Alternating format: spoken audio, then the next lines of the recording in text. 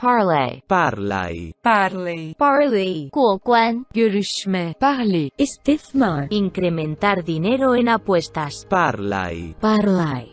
Selamat siang orang kaya. Baik lagi sama saya, mahasiswa penjudi dari Universitas Parlay. Oke Pak, sebelum ngasih prediksi, seperti biasa, ini Pak, sah bil saya untuk semalam, DP Pak. Selamat buat yang udah ngikutin prediksi-prediksi saya di grup tadi malam. Buat yang belum gabung ke grup saya, WA aja Pak.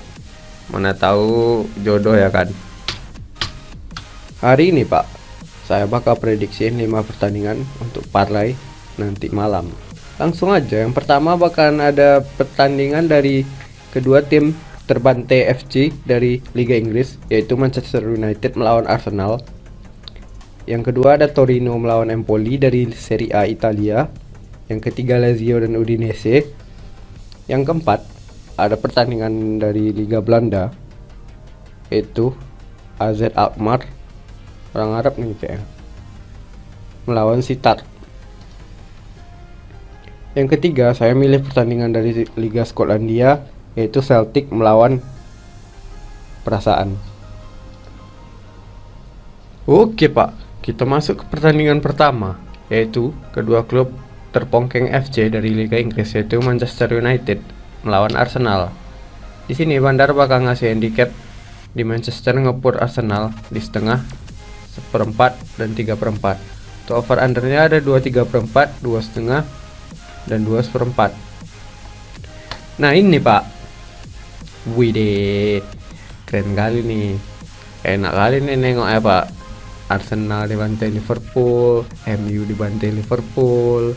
Aduh, kedua klub terpongkeng FC dari Liga Inggris. Kayak mana lo orang ini bakal jumpa ya Pak? Kita lihat aja nanti Pak. Belakangan ini semenjak Ole dipecat, MU udah mulai agak membaik. Ya biasalah Pak, pelatih baru, suasana baru, lagi semangatnya ya kan.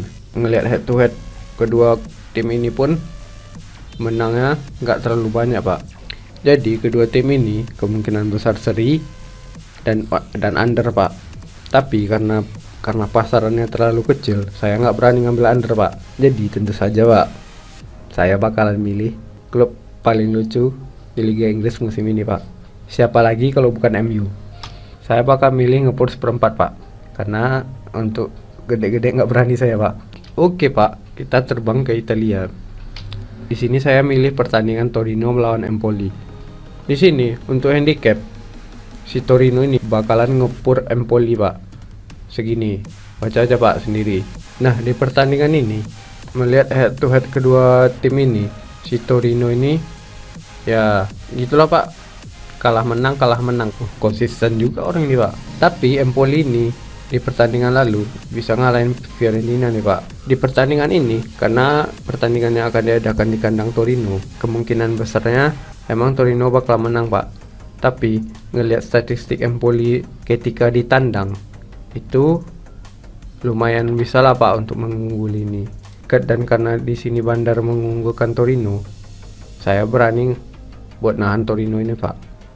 Makanya di sini saya bakal milih Empoli Pak di puran 3/4. Tapi kalau mau aman bisa ambil puran 1 juga sih Pak. Cuman karena oddsnya terlalu kecil, saya mending ambil 3/4 aja Pak. Oke, lanjut ke pertandingan selanjutnya, yaitu Lazio melawan Udinese.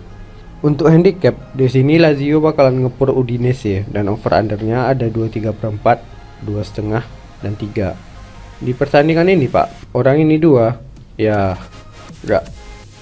gak jelas lah Pak, kayak gini lah Pak, kayak mana lah nengoknya, gak konsisten, kalah menang seri gitulah Pak. Warna-warni rapornya Pak, kayak rapor anak TK.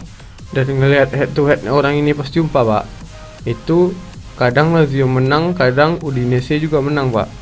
Tapi walaupun Lazio sering sih, tapi itu kan udah 2 tahun yang lalu kan Pak. Jadi karena ketidakjelasan ini, saya bakal nyaranin untuk ambil over 2,5 Pak.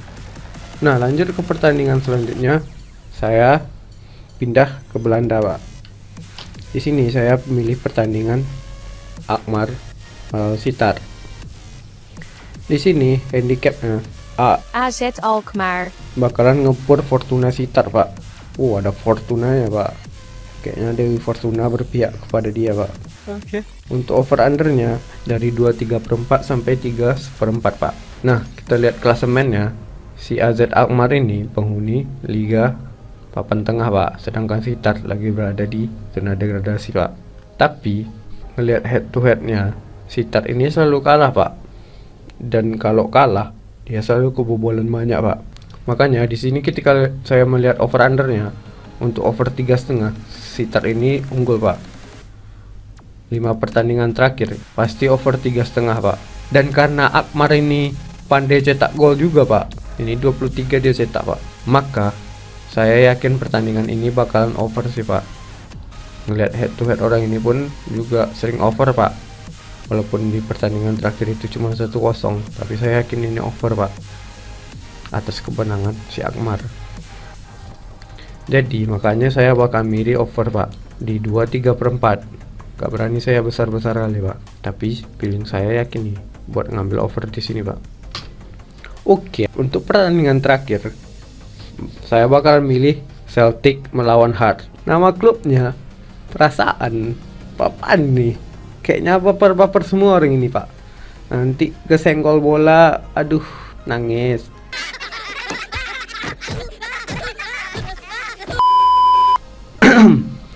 Jadi untuk pertandingan ini, Wedew, nama klubnya rupanya Heart of Midlothian.